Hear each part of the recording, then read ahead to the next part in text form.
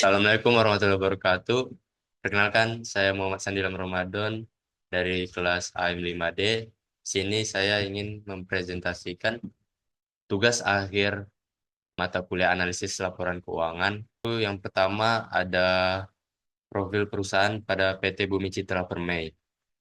Perseroan berdiri pada tahun 2000 dengan nama PT Bumi Citra Permai. Sesuai akta perseroan terbatas PT Bumi Citra Permai nomor 2 tanggal 3 Mei 2000 yang dibuat di hadapan Abdullah Asal, Sarjana Hukum, notaris di Jakarta, disahkan oleh Menteri Hukum Perundang-undangan Republik Indonesia berdasarkan surat keputusannya nomor C19.932 HT 0101 TH 2000 tanggal 7 September 2000. Hingga saat ini, perseroan mengelola kawasan industri Millennium Industrial Estate yang terletak di Tangerang, Banten, 36 kilometer dari pusat Jakarta.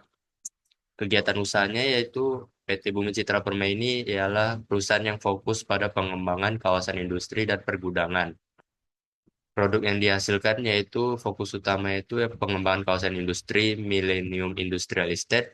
Proyek ini yang terbesar dan paling terkenal dari Bumi Citra Permai adalah kawasan industri ini terletak di Cikupa Tiga Raksa, Kabupaten Tangerang, dan memiliki luas sekitar kurang lebih 1.800 hektar.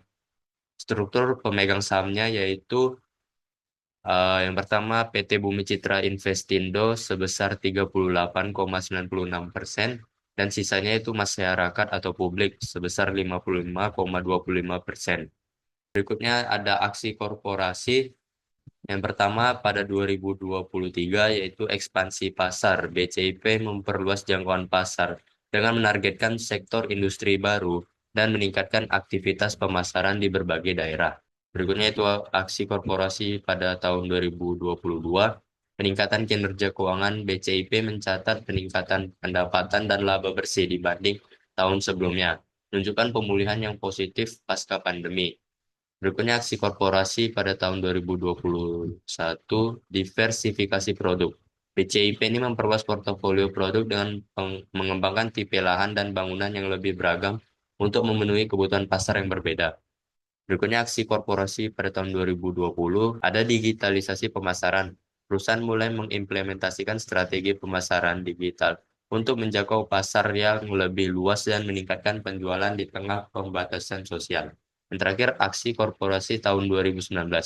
Pertama, pengembangan kawasan industri. BCIP ini fokus pada pengembangan kawasan industri milenium di Tangerang, Banten, dan meningkatkan infrastruktur dan fasilitas pendukung untuk menarik lebih banyak investor dan tenan. Berikutnya ada financial distress. Pada tahun 2019, perusahaan ini mencatat total aset sebesar 867 miliar dengan aset mencapai 391 miliar dan hutang lancar sebesar 283 miliar.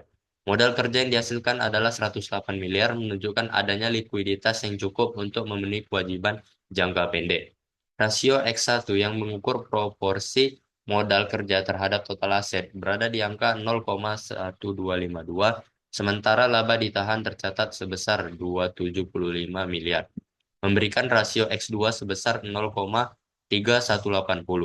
EBIT perusahaan mencapai 26 miliar dengan rasio X3 sebesar 0,0304 dan total modal mencapai 433 miliar. Total hutang juga mencatat angka yang sama dengan total modal, yaitu 433 miliar, menghasilkan rasio X4 sebesar 1,0000 dan Z-score sebesar 3,11, yang menunjukkan bahwa perusahaan berada dalam kategori aman dari risiko kebangkrutan pada tahun tersebut.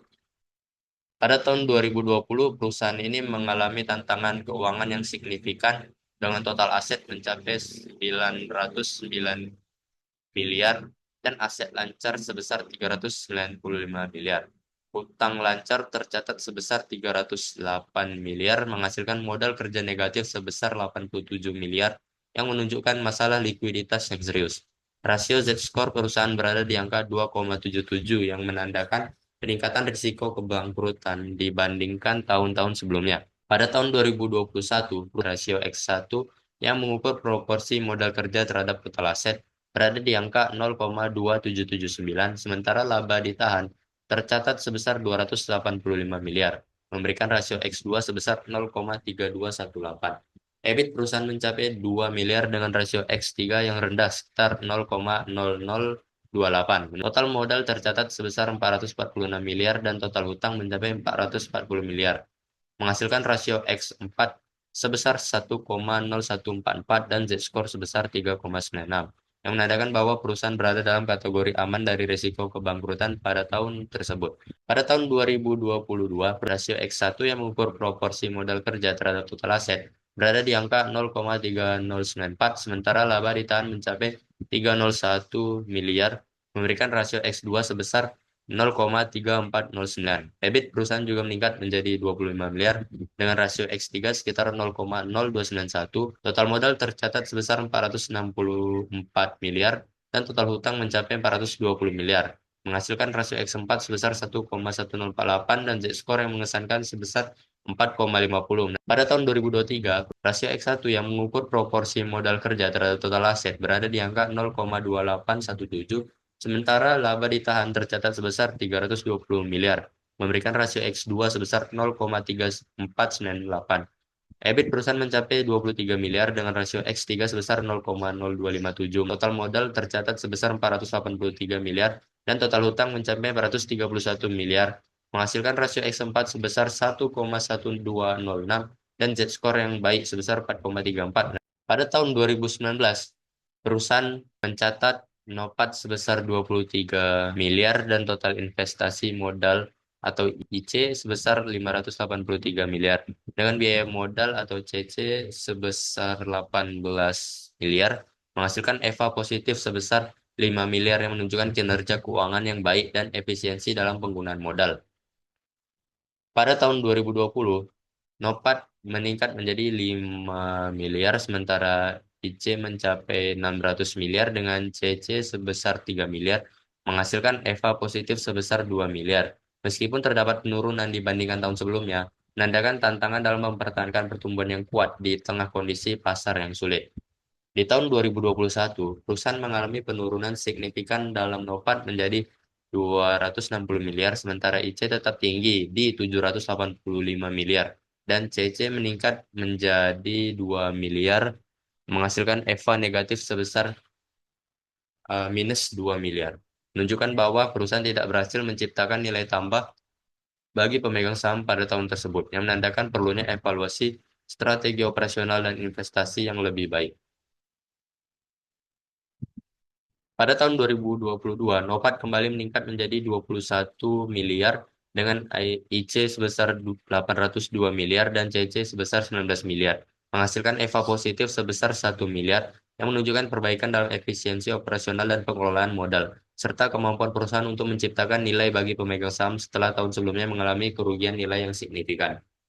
Terakhir itu pada tahun 2023, Nopat sedikit menurun menjadi 20 miliar dengan IC sebesar 821 miliar dan CC sebesar 19 miliar, menghasilkan EVA positif sebesar 1 miliar.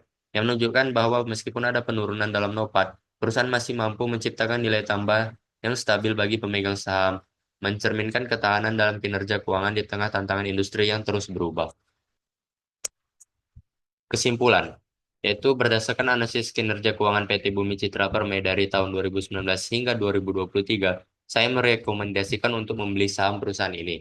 Pertama, perusahaan menunjukkan tren positif dalam nilai economic value added atau EVA dengan EVA mencapai 1 miliar pada tahun 2023. Meskipun sedikit menurun dari 1 miliaran pada tahun sebelumnya, yang menunjukkan kemampuan perusahaan untuk menciptakan nilai bagi pemegang saham.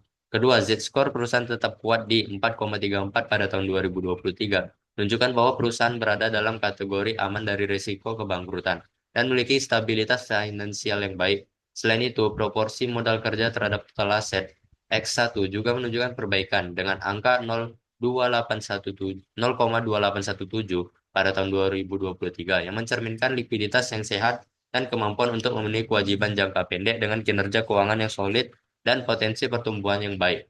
Saham PT Bumi Citra Permai merupakan pilihan investasi yang menarik. Baiklah, sekian yang dapat saya sampaikan. Apabila ada kekurangan, mohon dimaafkan. Wabillahi taufiq wa hidayah. Wassalamualaikum warahmatullahi wabarakatuh.